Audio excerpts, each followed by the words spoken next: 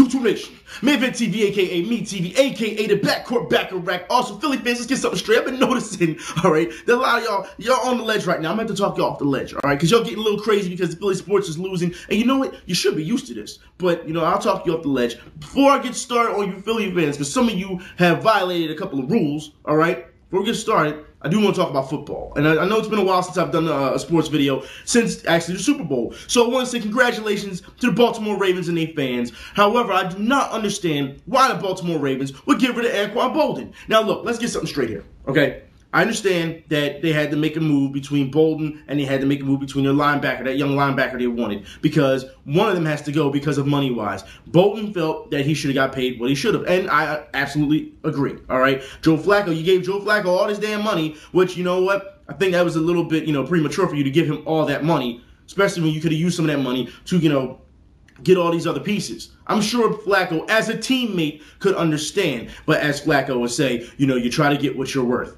I understand from his, perspective, but that's how you hurt the team. It really is. So here we go again with Flacco only pretty much having, Torrey Smith, and he's still a threat, all right? But if it wasn't for Boldin, let's be honest here, people, you wouldn't have made it to the Super Bowl. Now, a lot of people are having a problem with Boldin leaving because of who he went to, and it makes kind of sense because fans are upset that, he went from the Ravens to the Niners, and a lot of people are starting to speculate, if this is really a family issue, if a brother, brother just trading off to another brother, a lot of them. And now we're seeing all types of memes come out of the woodwork like this one. And then we have all these other crazy moves going on in the NFL. First off, the Vikings get rid of Percy Harvin to go to Seattle? Seriously, look, let me tell you something here, all right? Now that we're seeing all these moves, San Francisco and Seattle, they're going to be some... Well, San Francisco was already a threat, and so was Seattle. They had great defense last year. But this is going to be such a threat when you have Russell Wilson and Percy Harvin, who at one point was considered, all right, in the NFL as a possible MVP candidate. This is something that, look, this is something you just don't do.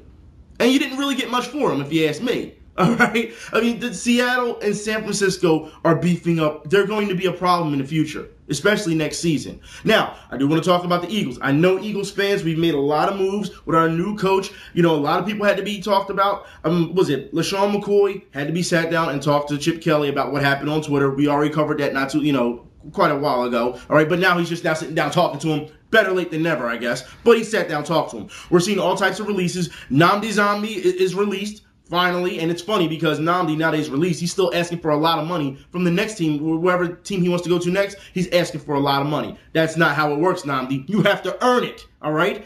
Also, DRC, gone. That's right. Now he's gone. Now, look, I'll put it like this. I don't have a problem with these moves because if you watch them throughout the season, they weren't tackling, they weren't doing anything. You can't keep blaming the scheme after a certain point, okay? So definitely these guys need to go. And I'm going to explain a little bit more why, in a couple minutes. Also, I want to talk about Cullen Jenkins. He has been released, all right? I am happy to see this. And King Dunlap has been released. All these guys, these were supposed to be character guys. Remember, Cullen Jenkins was the guy who came out not too long ago and said, the defense, when they got burned in secondary, that's not our problem. We're just the defensive line. What he's not understanding is, and if anyone has been in a locker room, defensive unit is a defensive unit by itself. Don't try to split up that defensive, responsibility on that defensive unit. Besides, the Giants, was it the Giants that took him? Somebody took him like idiots. They took him. But if you want to have fun with a guy who celebrates one play, then gets injured the next play. I'm sorry, he plays injured the next play. All right, because he's not really injured. All right, and then he comes back the next play to make a sack, and then celebrates again just to get injured again. You can have him. All right, we don't need those type of people on our team. We don't. Now, I do want to talk about the Eagles, about the 3-4, because for what I'm hearing, this is what we're going to be running. I am a big fan of the 3-4 defense. I'm going to explain this. I'm going to break this down, okay? 3-4 defense. Anyone who's ever played against the 3-4 defense or has watched 3-4 defense, you should know by now how this works. Meaning, you have these guys splitting in the center. Now, mind you, 3-4 defense is based off of speedy linebackers. It is about full secondary. That's what it's about, all right? Now, like I said, they can crash in, they can, as you run downhill to stop the run, but you play the pass a lot. This opens up the rest of the secondary to help you out. This also starts with quarterback spying. It does. It helps a lot, especially when you're playing a zone, dare I say zone, all right, or prevent or whatever. When you're in the 3-4, okay, because they're different They're different schemes. I know I switched up. When you're in the 3-4, this also helps. Stops a lot of slants. The weakness of the 3-4 is button hooks and square outs. Okay, they're the only two things that really, if you have a tight 3-4 defense, this can stop. This takes so much pressure off of the regular secondary. Also, we just got another safety. A lot of you guys are saying that we could have got a better safety out of it. But look, I'll put it like this. If you looked at our safeties last year, it's still an upgrade, okay? So you can't complain too much. Let's see what else the coaching staff has in store for us. Moves are not finished yet, okay? We will see. On the offensive side of the ball, I'm still waiting for wide receiver 10 to go. I'm still waiting. There's some receivers out there we could go get. I'm just saying. I'm waiting to see what happens.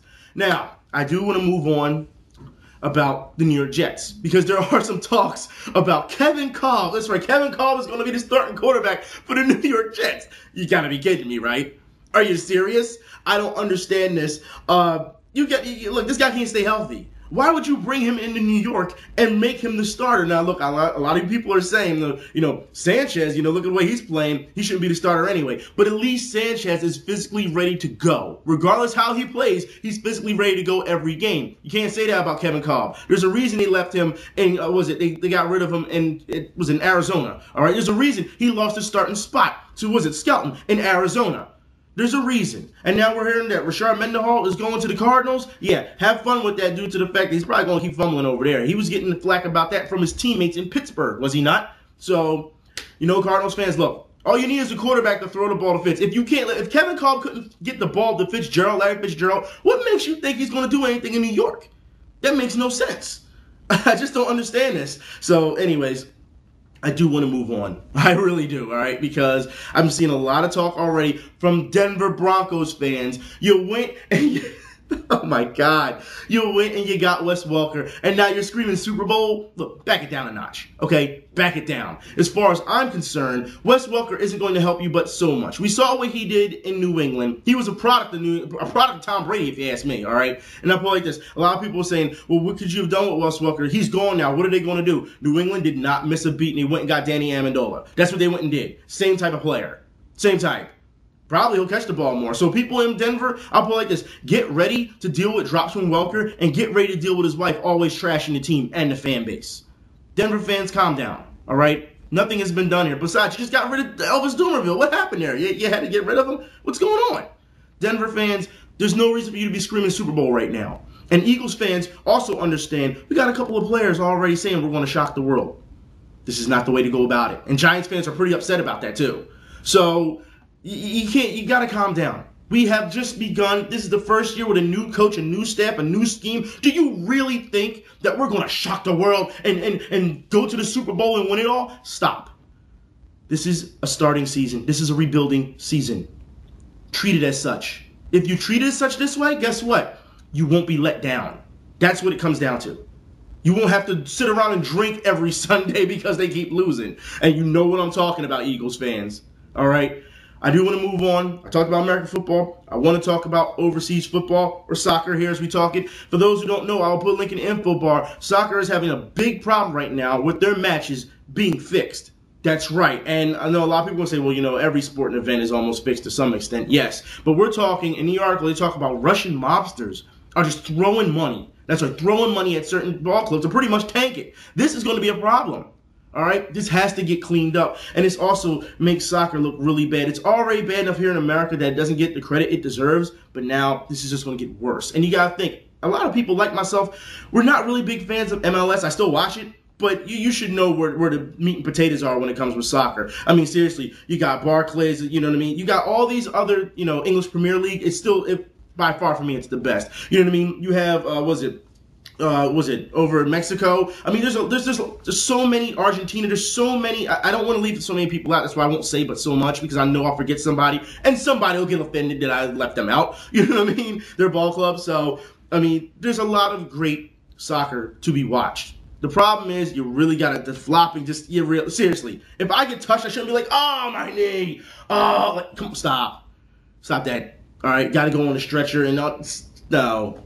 Play like men, and you'll be more respected. And I noticed as of late, rugby here is starting to get bigger now, too. I've noticed that. So, shout-outs to rugby on that. Now, I do want to talk about the NBA, because I want to talk about more flopping here, all right? The NBA, This is an absolute joke. All right, first I want to talk about people, and I want to say commentators at first, all right, when they make mistakes. And once again, we have this with the AKAs. Stop this. If you don't know what you're doing, especially you ESPN, when you put these people on TV, they make themselves look like idiots trying to be cool. Welcome to our stage show, our concert. Cue up the component set, the 12-inch and the 45 with a thimble. I'm going with Thursday's trade deadline, aka the trade deadline. What? Hold on. Tell me how that's possible. That's an AKA. The trade deadline is a trade deadline. That's it. There's nothing else to it. See, this is what happens when you keep. This is what the third, fourth time I've done this on video, where I've caught people doing this on TV. Stop. All right, I told you, in real life, when you catch frauds, you call them out. And when they get called out, they should lose their job for this. You're trying to be hip, you're trying to be cool, just be yourself. But you can't do that, can you? No, you're trying to pander to a certain demographic. That's what it comes down to. And you know what? It's quite offensive if you ask me. Now, if someone has some type of street credibility, then you can do it. But until then, you don't do it, Mr. Guy in the suit. You don't do that. What's wrong with you? And then you wonder why I don't watch this crap. All right, that's what it comes down to. But I do want to move on to basketball, and I want to talk about Philadelphia 76ers. Andrew Bynum is now done for the season, as if he actually played for this. He's out for the season. We already knew this. He didn't even start the season, so he wasn't in to begin with. But he's out for the season, and Philly fans are upset. And you know what? They have every right to be upset. And I put it like this, and I want to say it's right to CEO Adam, the Sixers. I'll put it like this. Every piece of merchandise that you sold, Bynum shirts, Bynum jerseys, guess what? Whatever Bynum affiliated, those fans that bought, they should be allowed to get their money back. They should be. But of course, you're not going to do that now, will you? Now, for those who don't know, Bynum heard, he's done. He's getting surgery on both his knees, and there's a report now. And I'll look for the link after the video. Put an info bar for you guys. There's talks of him. He may not want to come back to Philadelphia. So pretty much, welcome to Philadelphia as usual, where you can get paid and do nothing. That's what this comes down to. This is ridiculous. And this is supposed to be the rebuild that you wanted for the Sixers, CEO Adam? All right, I'm just going to call you Adam from now on. I don't even think you deserve the CEO, all right? Because it takes a smart man to understand how things work. And obviously, you're not that smart when it comes to basketball. And I want to talk about this due to the fact that some of you people, if you listen to 97.5, when you, if you heard the interview with Adam, all right, yeah, just with Adam, when he talked about the Sixers, he obviously has the wrong market plan for this city. And I'll put it like this. Philadelphia is a basketball city. You just can't just give them a bunch of fireworks and illusion and think that it's going to work. It does not work that way, okay? And this doesn't happen in certain cities as well. In other NBA cities it does, not this one. Also, it doesn't work in Chicago. It doesn't work in Detroit. It doesn't work that much in LA now that people are so accustomed to it. I mean, in certain areas, in certain cities, it does not work. You have to work your butt off, all right, your backside off, in order to get these fans back in your good graces. Right now, you're not doing that. And he comes out and says, well, star players don't want to come to Philadelphia because the fan base isn't there. So you're just going to throw this all on the fan base. Look, and this is what pisses me off. Because when he had the interview, not one tough question was asked. Not one. All right? Even when callers called in, not one tough question. And this is what I don't understand. Because I'm telling you, if you gave me 5 minutes with this guy, I'd let him know how it is. So I will tell you exactly what you do to get these people into the seats. You take those players, you get off your backside once again, and you go down into the areas where they need basketball, or where they live basketball, where they breathe basketball. Southwest Philly, North Philly, Northeast Philly has it too. I mean, it's serious. Go down there and show your faces. Show that you care about the community. Once you get the community established, they will come. It's not just about if they'll show up for the season. No. Then you got fans for life. That's what it comes down to. You don't look long-term. That's the problem. And I'm telling you, if Philadelphia is if they breathe basketball here. And like I said, you can go outside right now. It's raining out right now. I guarantee you can find somebody playing basketball outside. Not indoors, outside. I guarantee you. All right? But these billionaires and millionaires and all these people of power of industry, how can you not get a simple concept? I don't understand this. It's not hard. But yet, you still think you know it all because you have this money. So you don't listen to outside people, no yes men now tell you you're doing the right thing. You have to understand, dollar dog nights isn't enough. All right? It's just not. Sixers fans have every right to be upset after the way this team has played. And Doug Collins, this is why I don't understand. Now, I will say this is where me and Philly fans are going to have a problem, okay? The Sixers, they suck. They're horrible, all right? Drew Holiday cannot hold this team up by himself. And even though you look at those stats and you see all those players in double-digit numbers, guess what? It's the same team build. You want to know why? Because we don't have an inside presence. You want to know why? Because that's how the coaches made this team. Look at your team.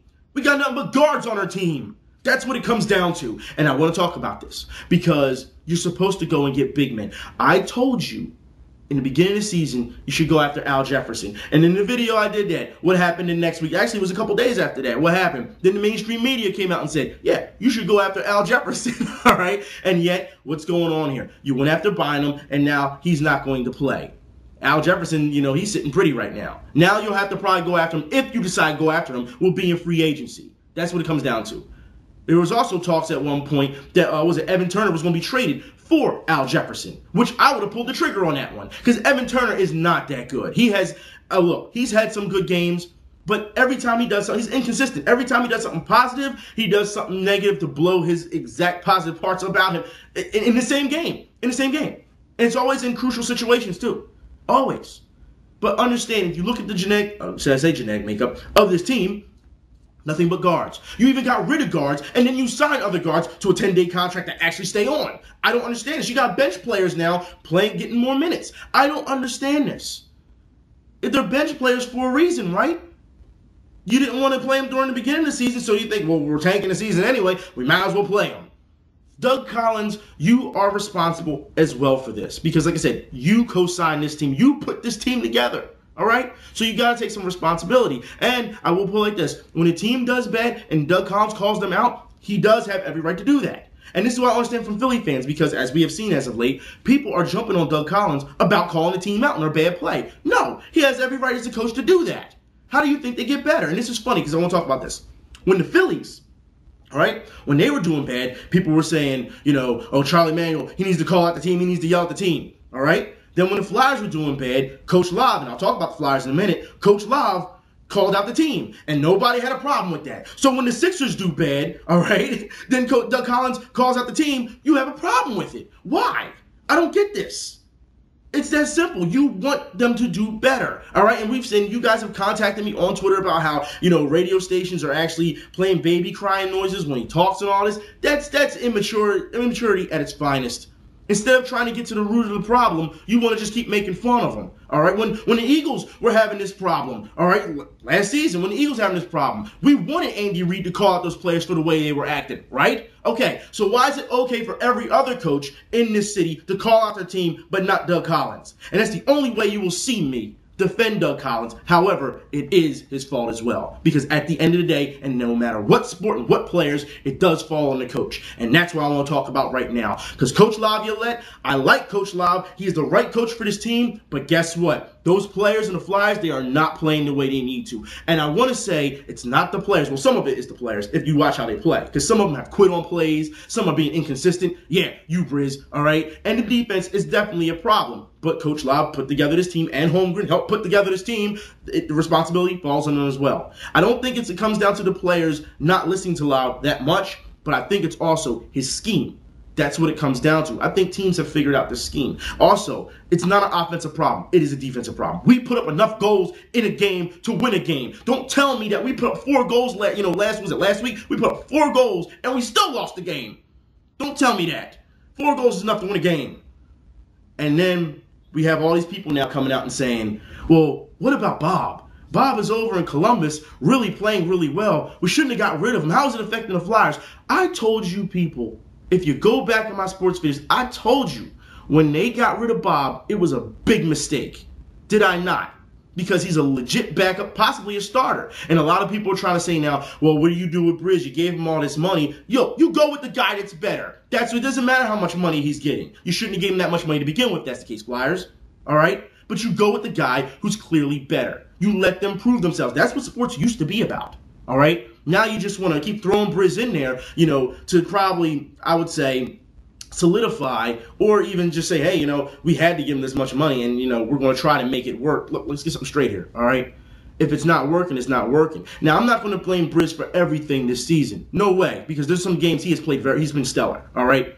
But also understand, you keep throwing Briz out there game after game after game after game. The guy needs a rest. He needs a rest. And who do you have back there? Bush? No, you got rid of him. Leighton? Oh, no, you got rid of him. Brought back up Bush. Oh, no, wait, we're going to put them back on the Phantoms. We're going to bring back up Leighton. You don't know who you want to bring out there for a backup. And that's the problem. That's why Briz has to play pretty much every night staying on his head, and he gets tired because of this. You cannot expect him to do that. It's good work for a goalie to get X amount of games in so they can stay in rhythm, but you can't tire them out too much. And now this team may not make the playoffs. This is a problem. Like I said, it's not about scoring goals. We got enough firepower for that. Jake Voracek, Simmons. I mean, you got to think, some guys are having some off years. Talbot's having an off year. Giroux's still playing pretty good, but still not as great as he was last season. We got Reed, who stepped up. Hartsey isn't, he was coming off an injury not too long ago, but he's having a down season. We have enough people to make this work. We do. And I put it like this. Couturier, just get rid of him. Get rid of him, all right? Trade him, because he hasn't shown up in almost 30 games. But yet people still want to believe in this guy. Look, you can't keep giving him, chances and chances and chances, all right? Every line shift. If you see that, remember, some of you guys complained last season about how he wasn't getting enough time. Now he's getting enough time. He still isn't doing anything out there. He's just not. It's a problem. It really is. The Flyers, you got to get it in gear, guys, or this season is already done. This is why the NHL short season, this is why there's a problem, all right? But you can't sit here and blame the entire short season as we have other teams like the Chicago Blackhawks who are on fire, all right? So it really does come down to that. But I will say, Philly fans, when the Flyers were losing in the beginning, all you guys were saying, oh, they just need time to gel. They need time to gel. Where are you at now? It's that simple. Now, I want to move on to the Phillies. Last topic of the day. Phillies, I just want to say this real quick. Philly fans, back it down a notch when it comes down to Dominic Brown, as far as I'm concerned. You keep saying, oh, he's doing so great. We need to put him on team. If you look at this season and you look at the previous 2 seasons, in spring training, Dominic Brown was solid. And then he crashed and burned in the regular season. You understand that? Which means it's just a repeat of last season. Relax. Do I hope that Dominic Brown proves me wrong? Yes, I hope he does. All right? But when you look at this stuff, you really have to just stop. Just stop. Stop getting so excited. Philly sports is going to be down for quite a bit, if you ask me. And you know what? I'm okay with that. Because actually, when it comes to video makers, it makes things better. You have something to talk about. You get people start freaking out and carrying on. It's really entertaining to see. However, you can't expect this to just go away in a day, or the next team that comes along their season, they'll do it all. They'll win the big one. If you think that way, then you'll never win. You understand this? Like I said, this is the difference between being a Philly fan, a long Philly fan, and a short-term Philly fan. Because short-term Philly fans, if they really feel as though every year a team has to, are going to be able to compete, you're crazy. It has never been that way here in Philadelphia. Never. And yet, people expect it. I don't know where this comes from all of a sudden. Just because you spend a ton of money does not equal championships, all right? Everyone's starting to adopt to that Yankee phase or that Laker phase. It doesn't work that way. And if you look at our market, the Sixers has been one of the biggest spenders in a number of years, and they have gotten nowhere since then. So if money equates championships, then I guess we're in bizarro world. Anyways, that's pretty much all I got to say. And oh yeah, one more thing about Andrew Bynum. I'll let the people from Official Review tell it best for you Philly fans, just how much he cares about Philly.